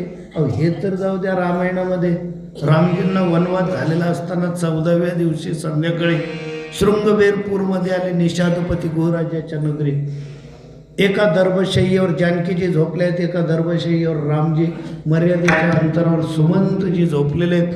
विरासन लावून लक्ष्मणजी भगवान हातात धनुष्यबाण घेऊन बसलेले, आणि निषादपती गोराज तिथे आले आणि हळूच त्यांना बोलायला लागले. लक्ष्मणजी रामासारखे सुकुमार, जानकीसारखे सुकुमारी, तुमच्यासारखे सुकुमार या वयामध्ये वनामध्ये पाठवून कैकेयी आपल्या पतीसोबत महालामध्ये बसली, शोभत का? माझ्या तर मते केकय नंदिनी मंदमती, कठीण कुटील पनकी, जय रघुनंदन जानकी, सुख अवसर दुःखी. ज्या वेळेत जानकीला, रामजींना सुखाची आवश्यकता आहे, अशा वेळेस त्यांना वनात पाठवाव. ही मंदमती आहे, कुटील आहे, कठीण आहे. कैकेयी लक्ष्मणजींनी ऐकलं आणि सांगायला लागले, निषादपती तुम्हाला झोप लागते, तुम्ही झोपा. ते म्हणतात नाही, मी तर जागतोय, चौकी देतोय. नाही, जो दुसऱ्याचे दोष पाहतो तो झोपलेला आहे. ज्याने दुसऱ्याच्या दोषांकडे पूर्णपणे पाठ फिरवली तो जागा आहे. या निशा सर्वभूताना. हे बाकीचे जसे झोपतायत ना भ्रमामध्ये, तसं नाही आपल्याला झोपायचं. योग्याची जशी झोप असते तशी आपली झोप असावी. स्वप्नामध्ये सुद्धा गुणदोष पाहायची वृत्ती नसावी. का? तुझा भाव आहे देव, आणि जर देव पाहिजे असेल मग मस्तक ठेवणा करी संतांच्या चरणा, संतांच्या चरणी नतमस्तक हो. का? संतांनी देव अनुभवलाय, संतांनी देव प्राप्त केलाय. नाही, याच्या पुढचं त्यांचं विधान आहे, देव पाहवया गेलो ते देवच होऊन ठेलो. आणि जर खरंच खऱ्या अर्थाने देव पाहिजे असेल तर मग मात्र एक सांगितलं की असं वचन वेद, म्हणजे असं काही बोल की जेणेकरून ऐकणाऱ्याचं समाधान होईल.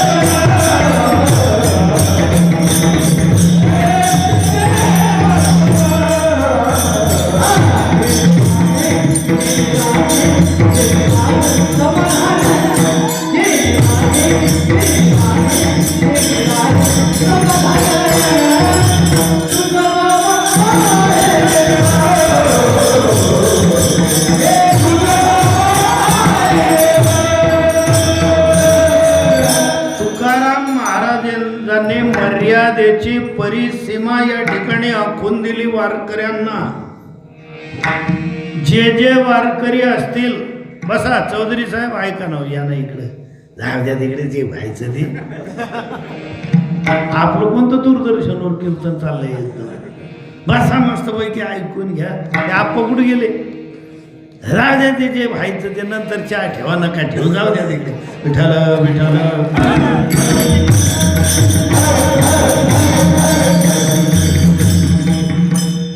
जे जे जे जे वारकरी असतील व्यवस्थित ऐकून घ्या. वेळ खूप चांगली वर्तमान परिस्थितीत वारकऱ्यांना सुकाळ आहे. कीर्तनकारांना 10-10 रुपये कीर्तनाचे मिळत होते. मी ज्यावेळेस कीर्तन सुरू केलं तेव्हा 31 रुपये कीर्तनाचे मिळायचे आणि आता बंद करेल त्यावेळेस मला वाटतं मी 35,000 50,000चं कीर्तन करेल शेवटचं. केवढी प्रगती झाली. गायक वादकांना काय मिळत होतं आपल्याला? एक नारळवर 15चं आणि याजसाठी केला होता 8. तो मरणारा बसलेला आहे हेच म्हणतायत याजसाठी केला होता. आता केवढा चांगला सीझन आहे महाराज. साऊंडवाले, मंडपवाले, बैठकवाले, भिजयतवाले, पेटीवाले, पकवाजवाले सगळे वालेच होता. सुकाळ आहे. मागे 2च वर्ष थोडी विपत्ती आली. फोन काय करावं महाराज, काय करावं महाराज. राग कोरोना जाऊ द्या, अशी याच्या समान दुसरी कुठलीही आपत्ती आपल्या जीवनात येऊ शकते. मग आपल्याकडे पैसा नसावा का? आपल्याला कमी मिळाला का? जोडून या धन उत्तम व्यवहारे उदास विचारे वेच करी. हे सगळं आपल्याला माहिती असताना नदीची धार सुद्धा अखंड टिकत नाही. भविष्यासाठी आपण ठेवायचं नाही का? आज तर एका पालकाचं असं मत व्हॉट्सअपवर वाचलं आणि एका जाणकाराने पाठवलं की पहिलीच्या पोराचं चांगल्या शाळेत ऍडमिशन घ्यायला 1 लाख रुपये डोनेशन मागितलं. किती नाना? 1 लाख. त्या पोराच्या अंगणवाडीसाठी 50,000 रुपये डोनेशन. त्या पालकाने त्याचं मत मांडलेलं आहे की मी विचार केला म्हणे की पोराला पहिलीसाठी 1 लाख रुपये द्यायचे आणि याला ग्रॅज्युएशन म्हणजे 15 वर्षाचा काळ आहे. 12वी पर्यंत 12 पुढे 3 वर्ष. प्रतिवर्षी जर पहिल्याच वर्षी 1 लाख लागतायत पण आपण एवढेच समजू प्रतिवर्षी 15 लाख रुपये जाणार आहे. मग त्यापेक्षा या पोराला मी जिल्हा परिषदेच्या शाळेत टाकला आणि स्वतः अभ्यास घेत गेलो तर आणि हायच 1 लाख रुपये मी त्याच्या नावावर चांगल्या गाजलेल्या कंपन्यांचे म्युच्युअल फंड वगैरे काही जर घेतले तर आज घेतलेल्या फंडाचे 1 लाखाचे 15 वर्षानंतर 1 कोटीपर्यंत जाऊ शकतं. तर 15 वर्षापर्यंत मी पैसे टाकलेले काही झेडपीच्या शाळेत शिकलेले पोरं, आश्रम शाळेत शिकलेलं भिल्लाचं पोरग, सामोडा तालुका साक्री राजेंद्र भारुड सर भिल्ल समाजाचे कलेक्टर आहेत. आज मागच्या महिन्यापर्यंत नंदुरबार जिल्ह्याचे कलेक्टर होते, आता पुण्याला बदलून गेले. कुणाचा मुलगा? भिल्लाचा पोरगा. दारू प्यायला येणाऱ्यांचं उरलेलं चाकणं खाऊन अभ्यास केलेलं लेकरू कलेक्टर झालंय आणि आपले मेथीचे लाडून गावरानी तूपवाले यांना 10वी पास करायला अर्धी भाऊबंदकी शाळेत लागते. तेव्हा यांना 43% पडतात.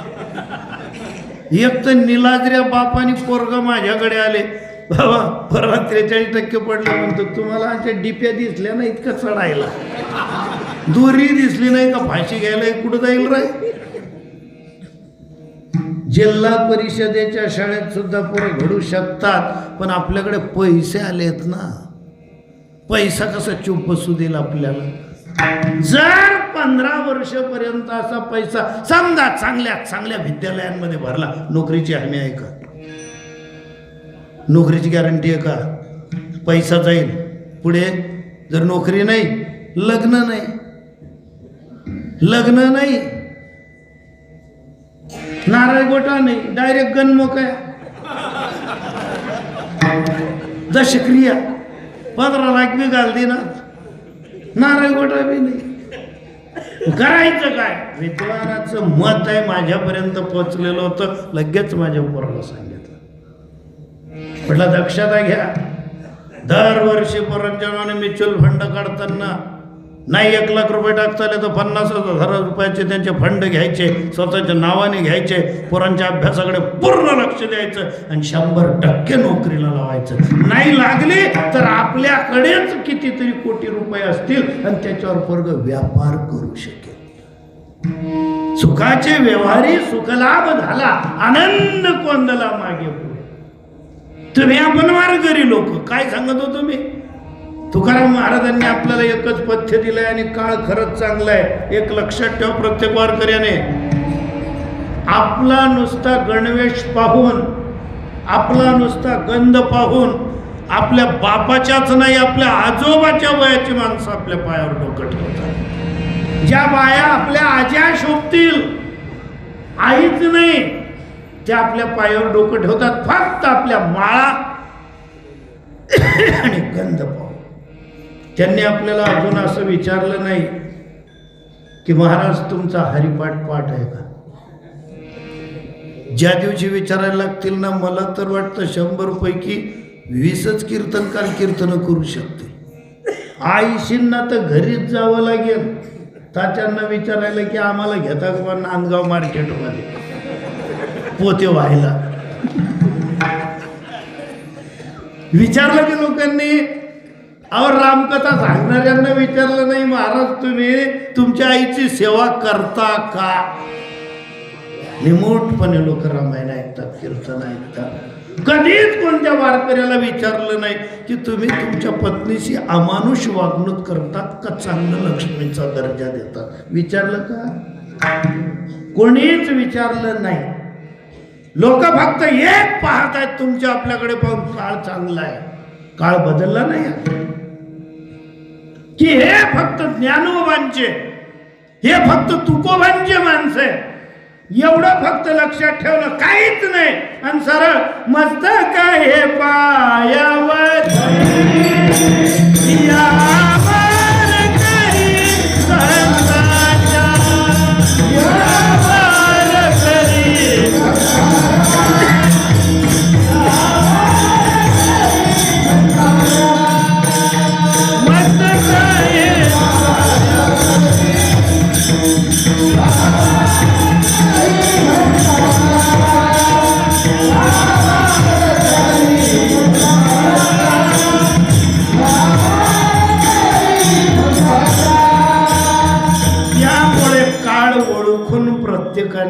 आपले आपले साधना सुरू ठेवा. फक्त अनेकांचे गाणी गुणदोष मनाने. आणि आपल्याला काय करायचंय? मस्तक ठेंगणा करी संतांच्या चरण, वेची ते वचन जेणे राहे समाधान. शास्त्राने तर फार सांगितलंय, पण तेवढं नाही जमलं तर कमीत कमी थोडा तरी अभंगाच्या शेवटच्या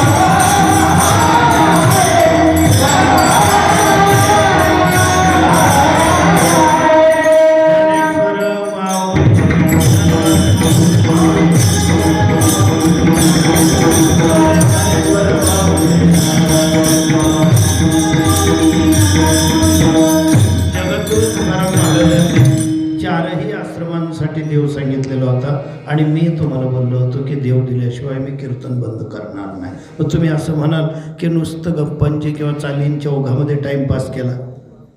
तुम्हाला देव दिल्याशिवाय मला तरी कसं समाधान मिळेल? मी तुम्हाला मध्यंतरीत विचारलं होतं की तुम्हाला देव पाहिजे का? तुम्ही सगळ्यांनी हो म्हटले होते. म्हणजे याचा अर्थ तुमच्याजवळ देव नाही. हरिपाठ पाठ करून तुमचा फायदा नाही. सर्व घटी राम. मग सर्व घटी जर राम आहे मग तुम्ही कसं काय देव मागताय? मग तुम्हाला देव कळला नाही का तुमच्याजवळ देव नाही?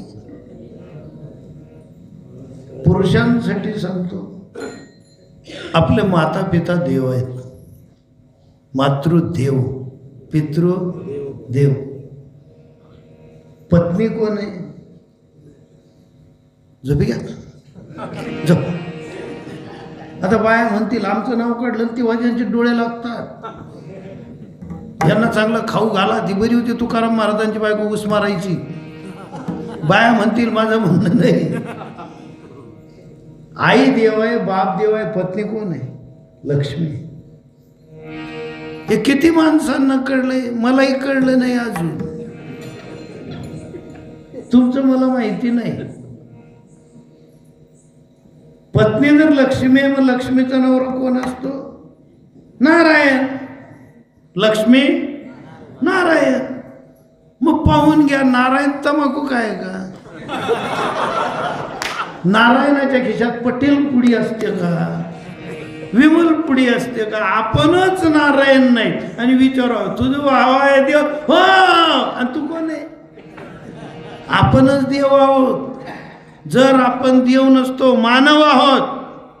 पण आपलं जर लग्न ठरलं, हळद लावली जाते, मुंडावळ्या बांधल्या जातात, कट्यार दिली जाते, हातात कंकण बांधलं जातं, त्याला काय म्हणतो आपण?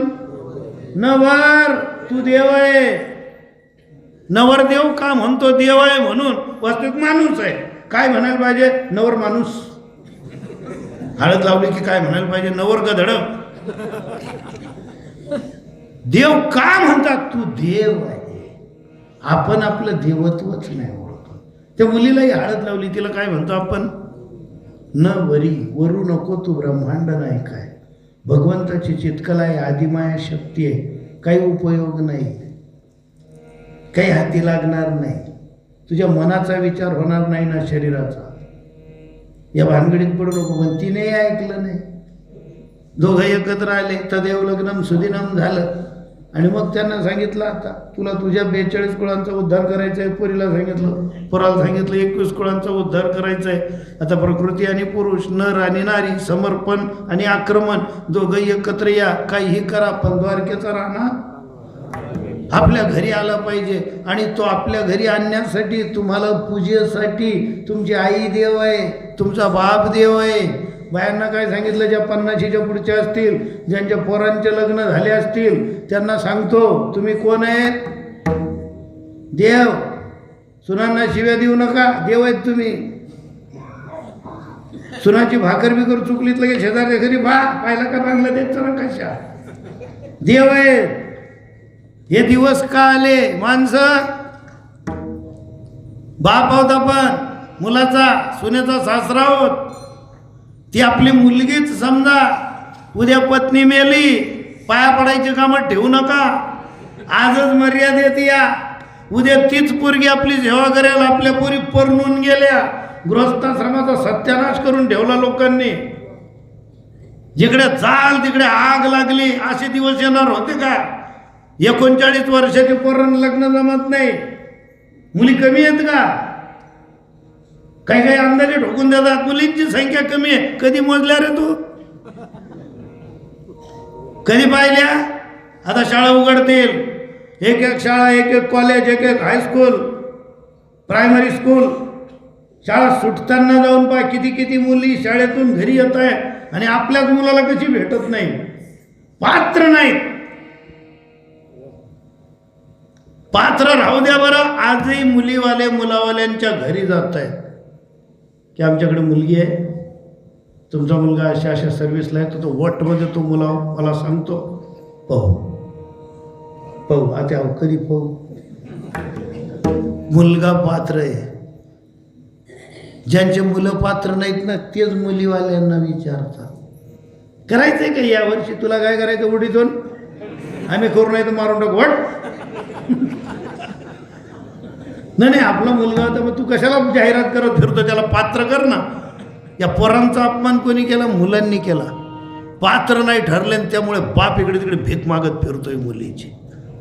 आत्ता 4-5 दिवसापूर्वी एक बाप आणि मुलगा आमच्याकडे आले.